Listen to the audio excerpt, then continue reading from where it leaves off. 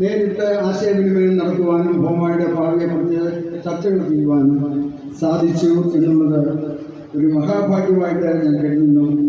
2008 മുതൽ ഫോമ എന്ന ലോകത്തിലെ ഏറ്റവും വലിയ മലയാളികളുടെ സംഘടനയായ മലയാളി പ്രസ്ഥാനം രൂപം കൊണ്ടതിൻ്റെ തുടക്കം മുതൽ അതിൻ്റെ ഒരു സഹയാത്രികനായിട്ട് ഒരു നേട് പോലെ ഈ പ്രസ്ഥാനത്തിൽ പ്രവർത്തിക്കാൻ എന്നെ സാധിച്ചിട്ടുണ്ട്. അതിൻ്റെ തുടക്കത്തിൽ അതിൻ്റെ അഡ്വോക്കറ്റ് കമ്മിറ്റിയുടെ വൈസ് ചെയർമാനായി, അതിൻ്റെ ആദ്യത്തെ ബൈലോ ആൻഡ് കോൺസ്റ്റിറ്റ്യൂഷൻ കമ്മിറ്റിയുടെ വൈസ് ചെയർമാനായി, അതിൻ്റെ പൊളിറ്റിക്കൽ ഫോറത്തിൻ്റെ ചെയർമാനായി, മെട്രോ റീജിയനിൽ നിന്നും നാഷണൽ കമ്മിറ്റി മെമ്പറായി, അതിനുശേഷം ഫോമയുടെ നാഷണൽ അഡ്വൈസറി കൗൺസിൽ ചെയർമാനായി, ഏറ്റവും ഒടുവിലായിട്ട് 2020-22 കാലഘട്ടങ്ങളിൽ ഫോമയെ ഒരു $1 മില്യൺ പ്രസ്ഥാനമാക്കി വളർത്തി വലുതാക്കുവാൻ അനിയൻ ജോർജിനോടും ഉണ്ണികൃഷ്ണനോടും ഒക്കെ ഒപ്പം അതിൻ്റെ ട്രഷറായിട്ട് പ്രവർത്തിക്കാനുള്ള മഹാഭാഗ്യം എനിക്ക് എൻ്റെ ജീവിതത്തിൽ ലഭിച്ചു എന്നുള്ളത് സന്തോഷത്തോടെ ഈ അവസരം നിങ്ങളുമായിട്ട് പങ്കുവയ്ക്കാൻ ആഗ്രഹിക്കുന്നു. ഇതിൻ്റെ എല്ലാം പ്രധാനപ്പെട്ട കാരണക്കാർ ന്യൂയോർക്ക് മെട്രോ റീജിയനിലുള്ള അസോസിയേഷനുകളാണ്, അതിൻ്റെ പ്രവർത്തകരാണ്. അവരുടെ ആത്മാർത്ഥമായിട്ടുള്ള സ്നേഹവും സഹകരണവും പിന്തുണയുമാണ് ഇത്രയും ശക്തമായിട്ട് പ്രവർത്തിക്കുവാൻ എന്നെ പ്രേരിപ്പിച്ചത്. അവരാണ് എൻ്റെ പ്രേരണ ശക്തി, അവരാണ് എൻ്റെ ഊർജം.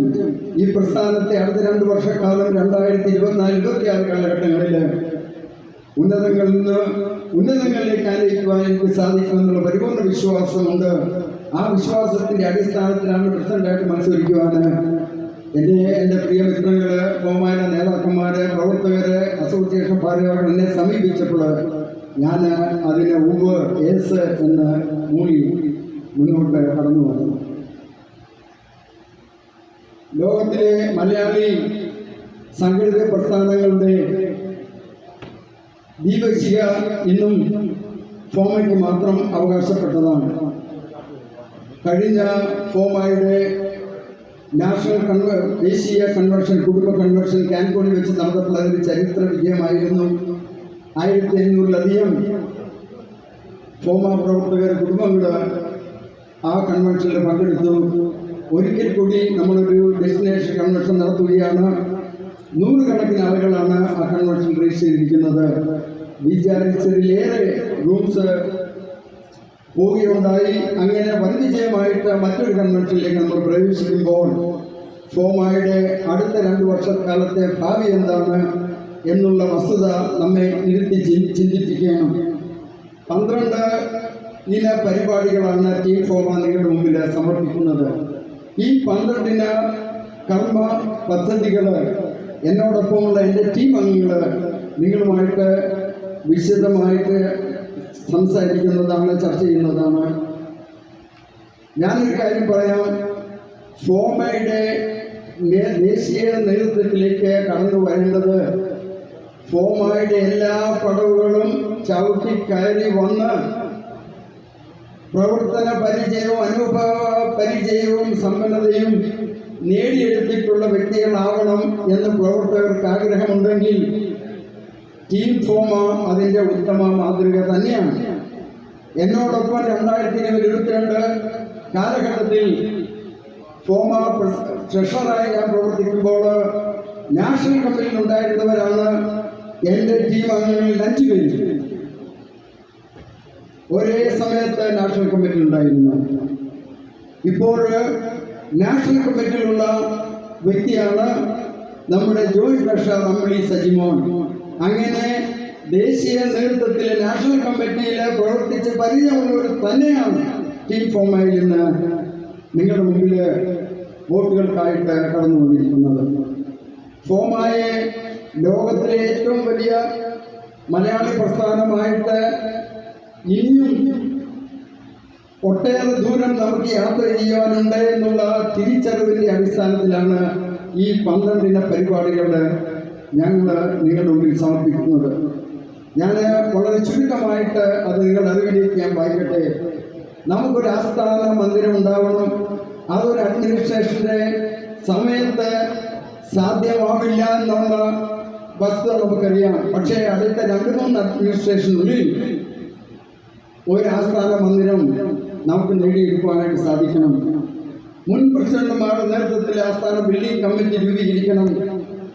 ബൈനിയിലെ 2 വർഷത്തിന്റെ അവസാനം ഈ ഫോമായി ലഭിക്കുന്നതായിട്ടുള്ള നെറ്റ് ഇൻകം ഇക്കാര്യത്തിലേക്ക് മാറ്റിവെക്കണം. വനിതാ സംരംഭകരുടെ വിമൻ ഓൺട്രപ്രണേഴ്സിന്റെ ഒരു ആഗോള സംഗമം അത് ലോകത്തിലെ ഫൈനാൻഷ്യൽ ക്യാപിറ്റലായിട്ടുള്ള ന്യൂയോർക്കിൽ വെച്ച് തന്നെ നടത്തണം. ഇന്ന് വരെ ഒരു പ്രവാസി സംഘടനയും ഒരു പക്ഷേ നടത്തി കാണുകയില്ല. മലയാളി ടെക്നോളജി സമ്മിറ്റ് ഒട്ടേറെ പേര് ടെക്നോളജി ബിസിനസ് രംഗത്ത് പ്രവർത്തിക്കുന്നുണ്ട്.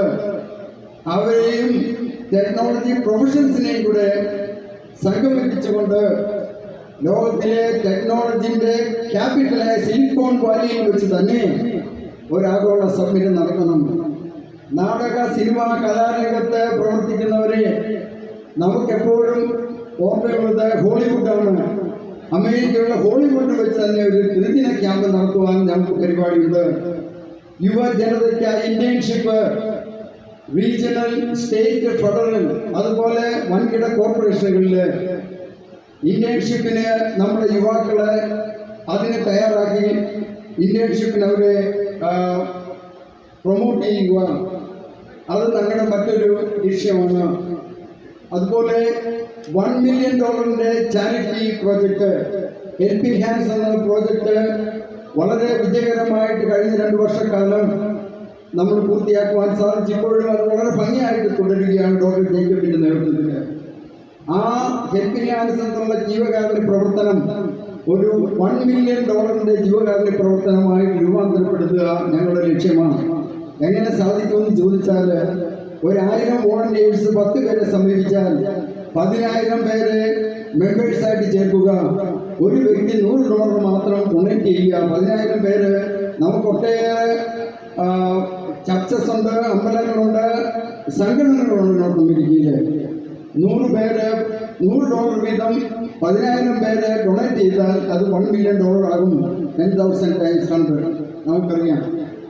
അതുപോലെ വിദ്യാഭ്യാസ സ്കോളർഷിപ്പ് നാട്ടിൽ മാത്രമല്ല അമേരിക്കയിലുള്ള യുവാക്കൾക്ക് സ്റ്റുഡൻസിനും വിദ്യാഭ്യാസ സ്കോളർഷിപ്പ് ലഭിക്കത്തക്ക ഒരു സ്കീം നമ്മൾ ആവിഷ്കരിക്കുകയാണ്. ഡ്യുവൽ സിറ്റിസൺഷിപ്പിന് വേണ്ടി, ഇരട്ട പൗരത്വത്തിന് വേണ്ടി പോരാടുവാൻ, അതായത് ഇപ്പോഴത്തെ OCA കാർഡും സിറ്റിസൺഷിപ്പുമായിട്ട് 2 ഫാക്ടറിന്റെ വ്യത്യാസമേ ഉള്ളൂ. നമുക്കറിയാം, ഒന്ന് വോട്ടിംഗ് റൈറ്റ്, 2 അവിടുത്തെ പ്ലാന്റേഷൻ വാങ്ങുവാനുള്ള നമ്മുടെ അനുവാദം. ഇത് രണ്ടും OCA കാർഡ് ഹോൾഡേഴ്സിന് ഇല്ല. ഈ 2 ഫാക്ടേഴ്സും കൂടെ OCA കാർഡ് ഹോൾഡേഴ്സിന് ലഭിക്കുകയാണെങ്കിൽ അത് ഡ്യുവൽ സിറ്റിസൺഷിപ്പായിട്ട് രൂപാന്തരപ്പെടും. ഡ്യുവൽ സിറ്റിസൺഷിപ്പിന് വേണ്ടി ഫോമ ഒരു ഗ്ലോബൽ ഇനിഷ്യേറ്റീവ് നടത്തുന്നതാണ്. അതോടുകൂടി ഫോമായി വിവിധ ഫോറങ്ങളുണ്ട്. Women's forum, nurses forum, senior forum. ഇത് പൂർവാധികം ശക്തിപ്പെടുത്തുവാൻ നമ്മൾ മുന്നോട്ട് വരികയാണ്. പിന്നെ ജൂനിയർ ഫോറം പുതിയ തലമുറയ്ക്കായിട്ട് അവരെ ശാക്തീകരിക്കുന്നതിന് വേണ്ടി ഫോമയുടെ എല്ലാ നല്ല പ്രോജക്റ്റുകളും ഭവന നിർമ്മാണ പദ്ധതി ഉൾപ്പെടെയുള്ളത് ഒരുപാട് ഭംഗിയായിട്ട് നടത്തുവാനായിട്ട് ഈ ടീം പ്രതിജ്ഞ ചെയ്യുന്നു. എൻ്റെ വാക്കുകൾ ചുരുക്കുന്നു. ഫോമയുടെ ജനറൽ സെക്രട്ടറി ആയിട്ട് മത്സരിക്കുന്ന എൻ്റെ ടീമിലെ ടീം ഫോമയുടെ ജനറൽ സെക്രട്ടറി സ്ഥാനാർത്ഥി സാമ്യൽ മത്തായിയെ ഞാൻ ഈ അവസരത്തിൽ സംസാരിക്കുന്നതിന് ക്ഷണിച്ചു.